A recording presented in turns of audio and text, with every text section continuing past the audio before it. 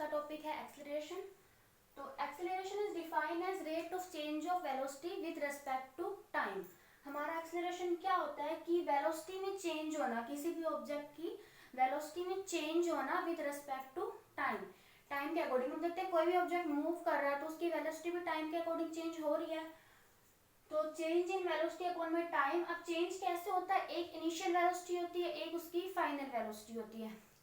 तो initial velocity हमने पिछली वीडियो में बात की थी। इनिशियल वेलोसिटी क्या होती है कि कोई भी ऑब्जेक्ट जब रेस्ट पे है उसकी जो बिगनिंग वेलोसिटी होती है वो इनिशियल वेलोसिटी होती है, और जो उसकी कुछ टाइम बाद जो उसकी वेलोसिटी हो जाती है उसको मूव करने के बाद वो उसकी फाइनल वेलोसिटी होती है। तो हम चेंज इन वेलोसिटी को कैसे फाइंड करेंगे, final velocity minus initial velocity upon में टाइम। कि जब भी वेलोसिटीज में चेंज आता है तो वहां पे जो नई फिजिकल क्वांटिटी है वो इंट्रोड्यूस होती है, उसको हम एक्सेलरेशन कहते हैं। अब हमें पता है कि जो फाइनल वेलोसिटी है उसको हम किससे डिनोट करते हैं, v से।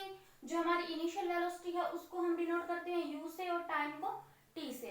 तो एक्सेलरेशन का हमारा डेरिवेशन क्या हो जाएगा, इसको हम फॉर्मूला में स्पेसिफाई करेंगे तो v माइनस यू अपॉन में t। अब बात आती है यूनिट की, तो हम इसकी यूनिट कैसे फाइंड आउट करते हैं। हमें पता है कि जो हमारी वेलोसिटी है, चेंज इन वेलोसिटी, हमारी वेलोसिटी की यूनिट क्या थी, मीटर पर सेकेंड, मीटर पर सेकेंड। और एक्सेलरेशन में हमको नीचे टाइम टेकन है हमारा, तो टाइम की यूनिट हम क्या लेंगे, सेकेंड। ये मीटर पर सेकेंड जो है ये हमारी वेलोसिटी की यूनिट हो गई, अपॉन में ये हमारे इस टाइम की यूनिट हो गई। तो एक्सेलरेशन की यूनिट क्या बनेगी, मीटर पर सेकेंड स्क्वायर, या हम इसको ऐसे भी राइट डाउन कर सकते हैं मीटर पर सेकेंड स्क्वायर को। अब जो हमारी एक्सेलरेशन है ये एक वेक्टर क्वांटिटी है, क्यों, क्योंकि जो एक्सेलरेशन है वो वेलोसिटी पे डिपेंड है, और जो हमारी वेलोसिटी है वो डिस्प्लेसमेंट पे डिपेंड है। तो डिस्प्लेसमेंट वेक्टर क्वांटिटी है, हमारी एक्सेलरेशन भी एक वेक्टर क्वांटिटी है, एक हमारी कंप्लीट क्वांटिटी है जो हमें अपने वर्क का कंप्लीट इन्फो देती है।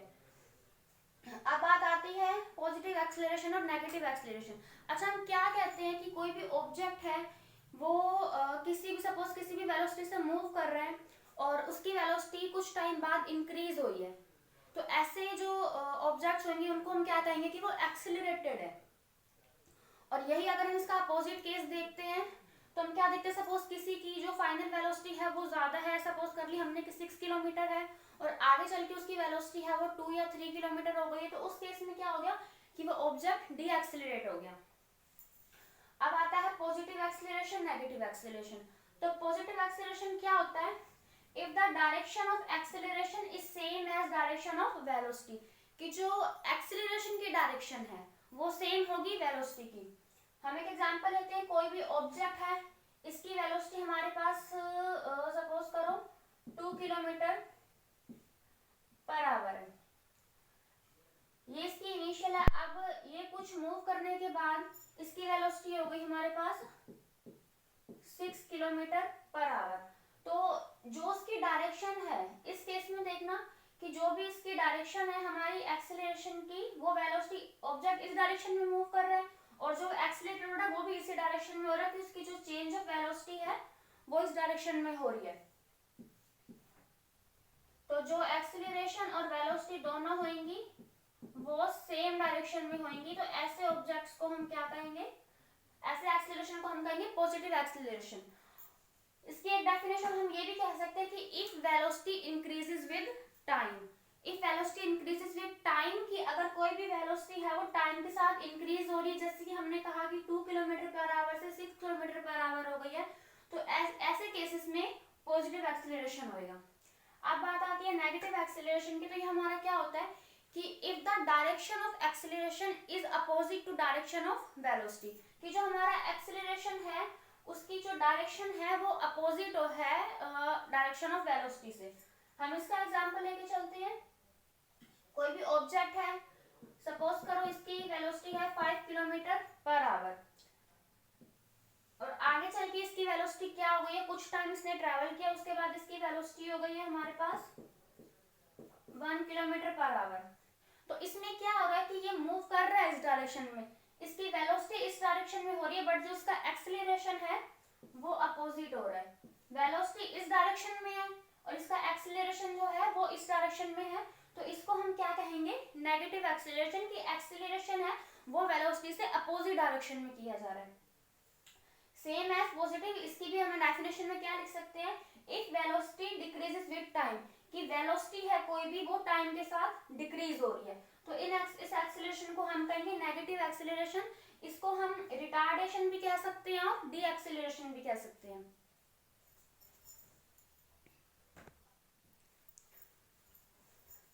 स्टूडेंट्स अब आता है हमारा uniform acceleration, non uniform acceleration और रिटार्डेशन।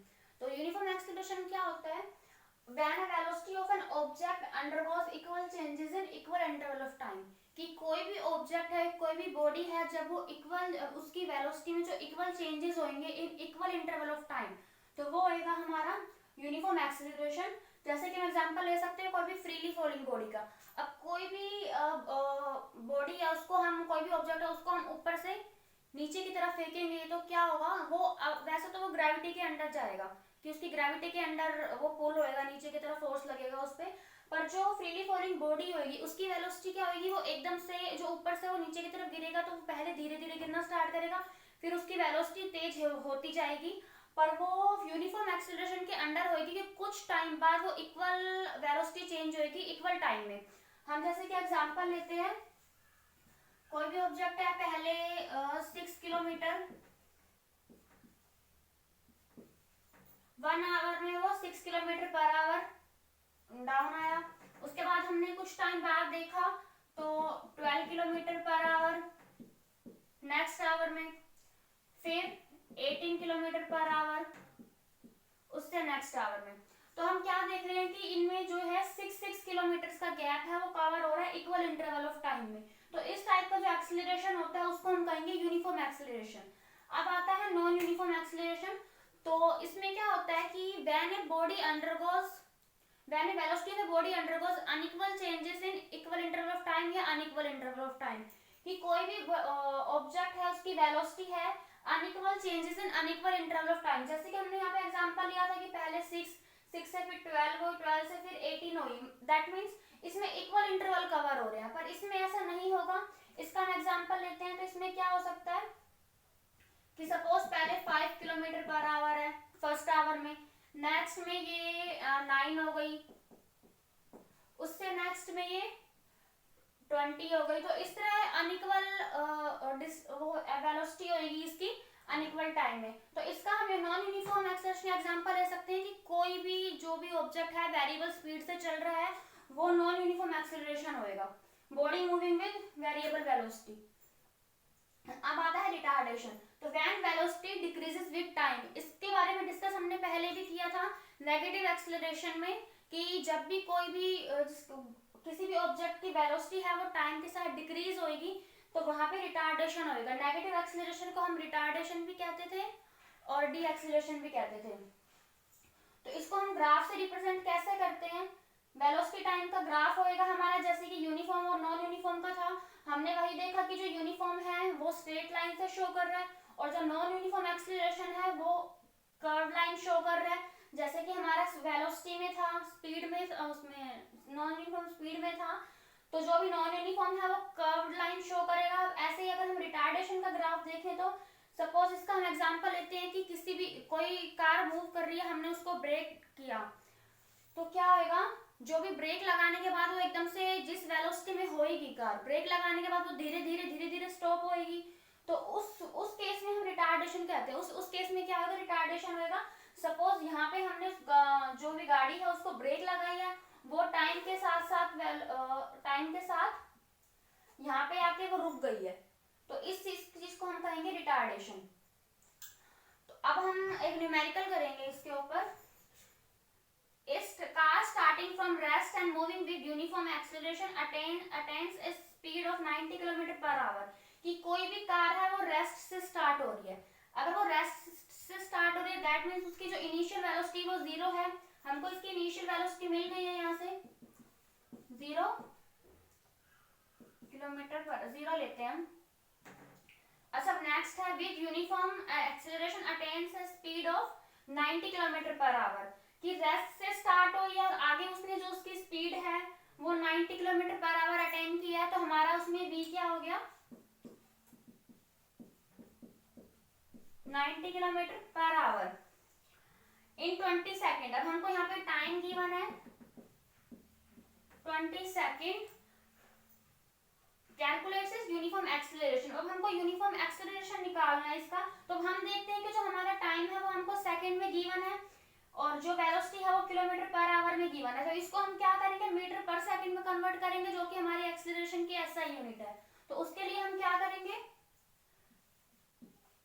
90 इंटू 5/18 मीटर पर सेकंड।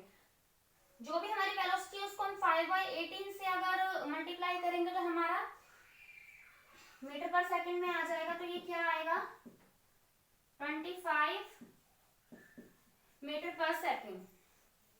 अब हम इसको हमें क्या फाइंड करना है कैलकुलेट यूनिफॉर्म एक्सेलरेशन। और हमारा एक्सेलरेशन का फॉर्मूला क्या था v माइनस यू अपॉन में t।